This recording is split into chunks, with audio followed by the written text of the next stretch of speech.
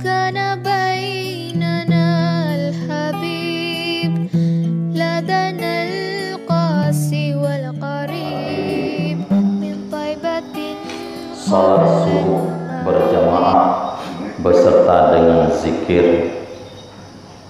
Selawat dan salam kepada Rasulullah sallallahu alaihi wasallam serta keluarga dan para sahabat baginda sekalian. Yang ulun tuan hormati Tengku Imo, Bapak Gesi dan perangkat desa, abu-abu, umi, kakak, adik sekalian yang hadir, nibak huro yang berbahagia. InsyaAllah dang-dang penuh jalan mangatau tadu siat untuk tadenga mungkin menjadi pengajaran bagi kita nyaman mandu. Hadirin muslimin muslimat yang Allah muliakan, perjalanan ilmu tasawuf bila disingkatkan menjadi 3. Yang pertama, gebuhnan dengan takhalli. Yang kedua, tahalli. Dan yang ketiga, tajalli. Takhalli, usaha untuk membersihkan diri dari segala sifat-sifat yang keji. Sifat yang keji, sifat dendam,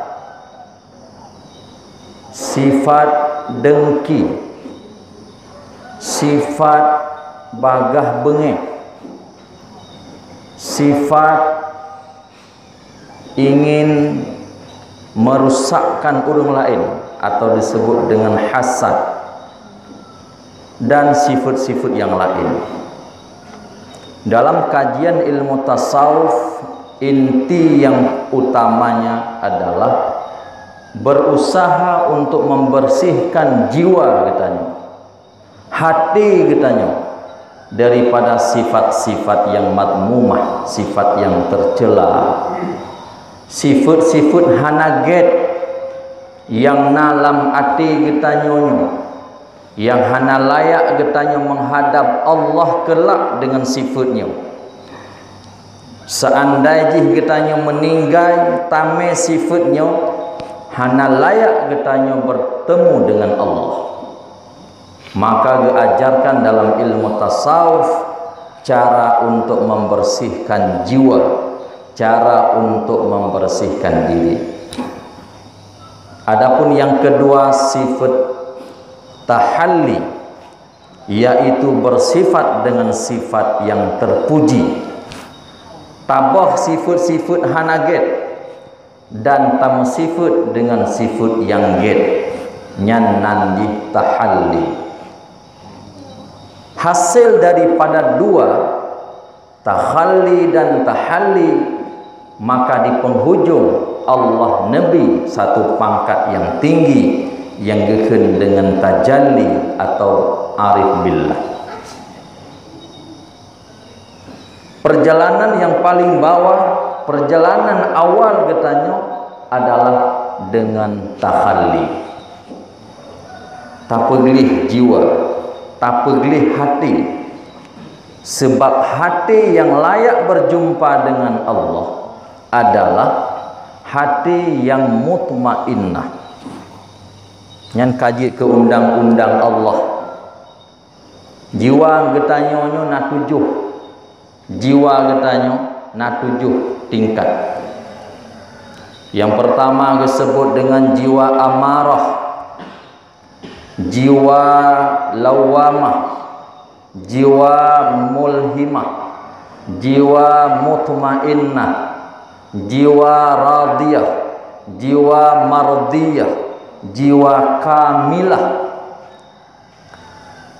Jadi Allah nepegat sabah undang-undang Nekeun dalam Al-Quran, ya ayyatuhan nafsul mutmainnah irji'i ila rabbiki radiyatan mardiyah udkhuli fi ibadi wadkhuli jannati fadkhuli fi ibadi wadkhuli jannati.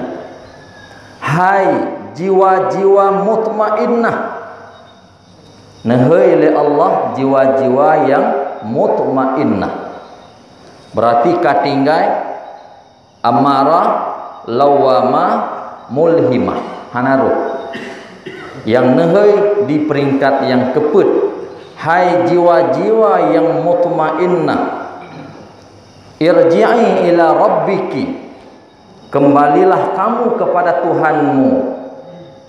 Ayatnya dibaca oleh malaikat ketika hendak dicabut nyawa getanya untuk monya jiwa getanya jiwa mutmainnah, netren malaikat nebaca ayatnya bak getanya supaya getanya be'ya dengan kematian. Ya ayyatuhan nafsul mutmainnah irji'i ila rabbiki radiyatan mardiyah. Hai jiwa mutmainnah, balik kepada Allah. Gebi semangat be'yoyo dengan kematian. Getanya diundang oleh Allah untuk menghadap Allah. Nyan jiwa mutmainnah. Kemudian di huruf kiamat ente nahai oleh Allah jiwa mutmainnah. Ya ayyatuhan nafsul mutmainnah irji'i ila rabbiki radiyatan mardiyah fadkhuli fi ibadi. Wahai manusia, kamu sapat di padang mahsyar, nahai oleh Allah fadkhuli fi ibadi. Hai ban mandum kata tamang dalam kelompok hamba-hamba lun. Bukan semua kita ini termasuk hamba Allah secara hakikat. Secara majaz kita semua hamba Allah. Tapi orang yang diakui hamba oleh Allah hana bandu. Getanya makhluk Allah, getanya hamba Allah, tapi hana ban mandum getanya diakui sebagai hamba oleh Allah. Sama getanya lagi anak. Kadang-kadang nacit anak katanya hana takui ya anak, karena terlalu batat-tat, terlalu beruk-tat, maka han tak akui di anak. Allah demikian, hana ban mandum katanya hamba Allah, neakui hamba oleh Allah. Yang neakui hamba nehei roh kiamat. Fadkhuli fi ibadi, tamang kata ban mandum dalam kelompok hamba-hamba lun. Kamu sapat mandum orang yang berhak menjadi hamba-hamba Allah, yang semasa di dunia memperhamba diri hanya kepada Allah, semasa di dunia menggunakan segala-galanya yang diberikan oleh Allah untuk bekerja dengan Allah. Nabi oleh Allah berbagai macam-macam nikmat tak gunakan untuk bekerja dengan Allah, melaksanakan perintah Allah dan tak tinggal segala larangan Allah. Kemudian kalau musapat dan mandum hubena hamba-hamba Allah, pegah oleh Allah, wadkhuli fi ibadi wadkhuli jannati. Kamu sapat ya tamang surga lun. Nah, tamah tafsir oleh para ulama mufassir bi ayyi babin syaa, pintu mana yang dikehendak. Watekan persilakan oleh Allah tamu dalam surga, nyan tamang kalan-kalan di surga tatah yang galak inandu aju. Nabi pilihan oleh Allah. Nyan kehebatan orang yang berhasil membentuk jiwa mutmainnah. Kiban cara supaya getanya jid ke jiwa mutmainnah. Caranya adalah dengan sifat takhalli, bah perangi beruk, bah sifat-sifat dalam hati yang hana get geperno dalam ilmu tasawuf, menyodengki kiban cara tabuh. Sin haid tak usagai nikmat go, asai go senang jika nikmat dalam hati tu, kiban cara tabuh. Ya mana? Ya.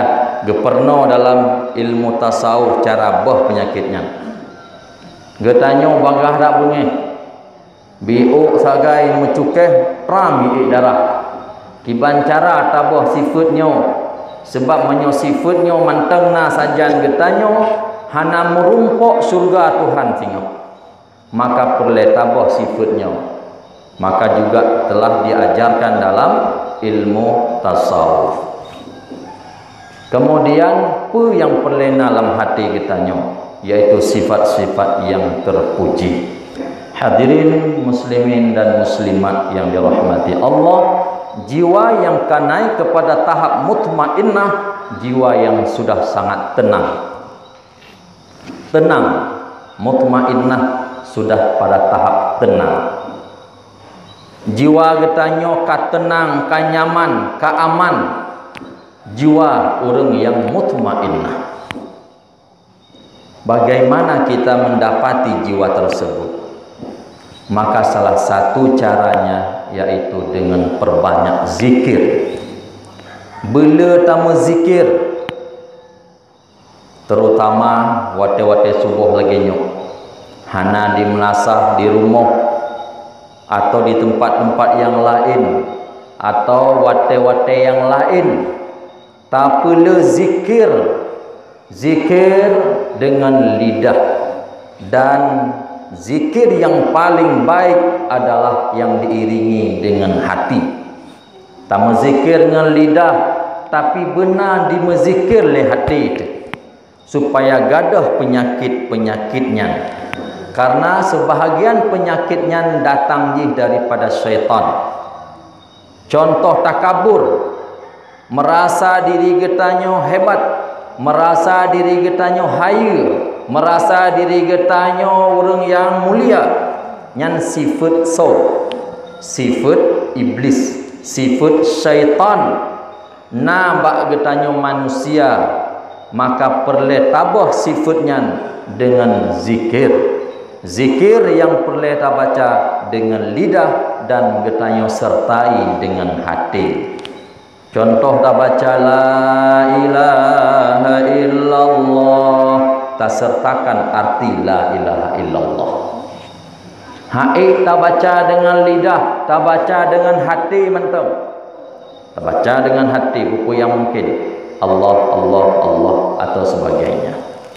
Maka cara-cara zikir yang paling baik sudah diatur. Sudah naatur, kalau naatur dalam agama zikir yang paling baik, maka lahirlah satu zikir contoh seperti tarikat Naqsyabandi.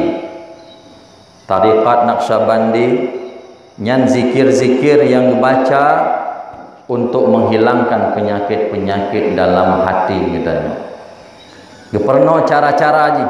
Maka lahirlah ketika Ramadan pesantren-pesantren pegat suluk.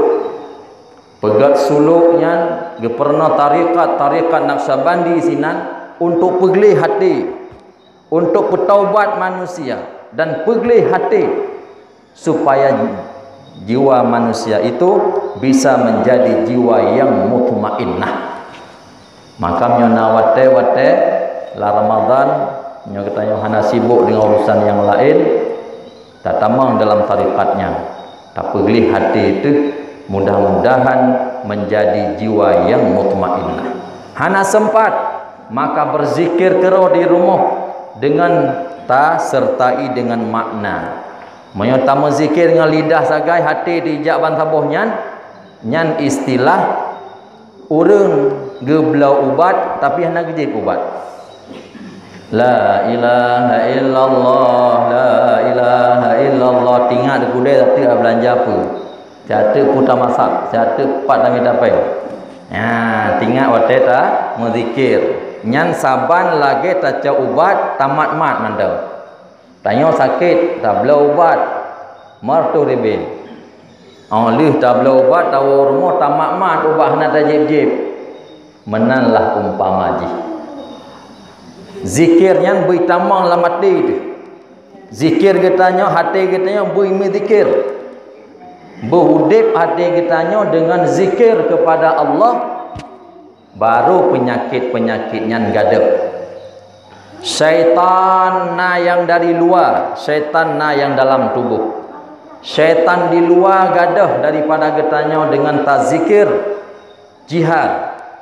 Syaitan dalam, syaitan yang dalam tubuh getanya hani peluang.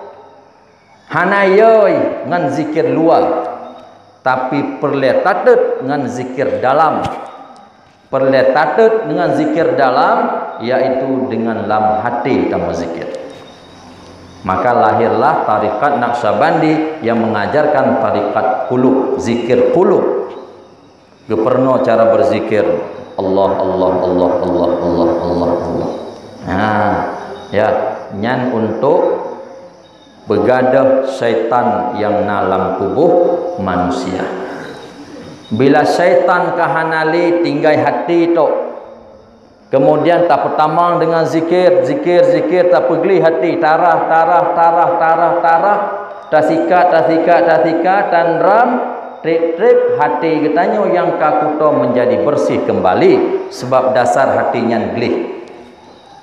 Sebab dasar hati katanya glih nyoka kuto perle tarah kiban cara tarah dengan berzikir tarah sehingga kaglih. Bila kaglih maka mudah getanya bersifat dengan sifat yang terpuji dan mudah tabah sifat-sifat yang tercela.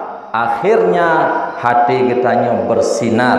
Bila hati sudah bersinar maka ibadat jadi mudah. Sembahyang mudah, tak baca Al-Quran mudah, tamu sedekah mudah, ya, dumpuh je kemudah, segala ibadat je kemudah sebab hati kaglih. Pakan dah sembahyang berat, pakan tak baca Al-Quran berat, tak baca HP kitanya macam-macam na sinan, na tribe bo WhatsApp diuroi tamang habis dah baca mandu. Koran udah dadu bak kedai kopi dari pun dari muka surat yang pertama halaman pertama sampai habis tijem tirau damat Quran. Habis dah baca. Tapi Al-Quran tayu baca 5 minit matang haid dah baca. Pakon nyo hati masalah. Hati katanya yang bermasalah. Maka perleta pegli hatinya dengan berbagai cara, di antara lain yaitu dengan berzikir. Dan berzikir yang paling efektif adalah zikir yang disertai dengan maknanya atau zikir yang diiringi dengan hati. Mudah-mudahan